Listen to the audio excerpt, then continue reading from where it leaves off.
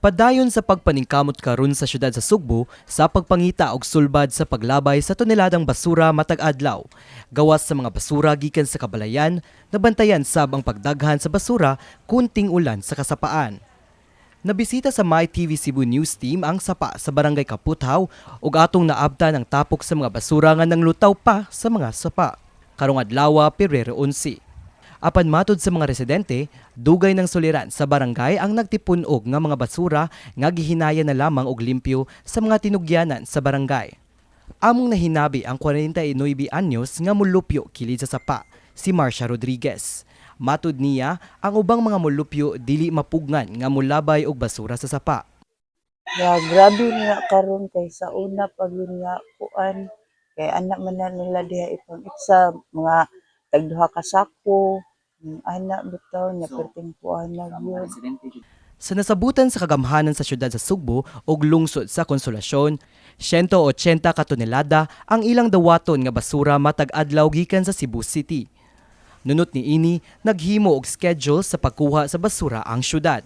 Ang North District matag Domingo, Lunes, Miyerkules ug Biyernes.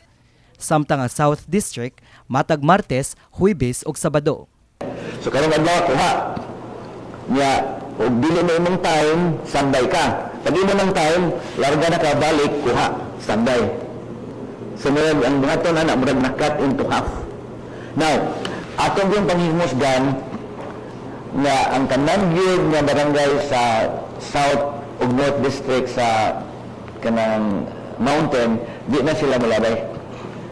Dugang pa sa mayor nga maninguha sila sa mga bukid nga mga barangay sa syudad nga maghimo og kalabayan sa ilang lugar.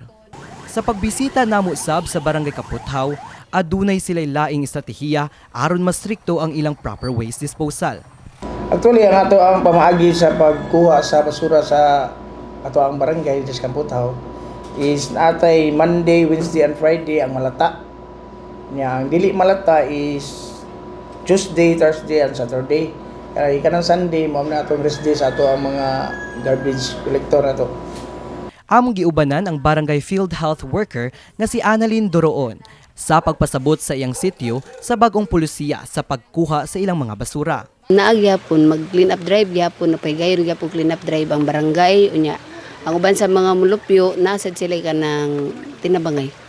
Niadtong Enero 31 karong tuiga ang nagtipunog nga mga basura gianam-anam na og limpyo sa barangay. Apan matod sa mga residente, ang pagbunok sa uwan ni atong Lunes sa gabii paingon sa Martes sa buntag nakatampo sa pagdaghan sa basura. Panghinao sa mga kadagkuan sa Barangay Kaputhaw ang pagtinabangay sa tanang barangay nga konektado ni ining sapa aron panahon sa ting-uwan dili maanod og magtipunog ang mga basura paingon dinhi sa ilang barangay.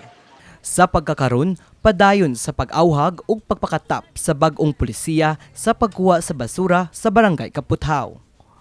Kauban ni Rosel Caparo, kini si Mark Ermas, alang sa MyTV Cebu.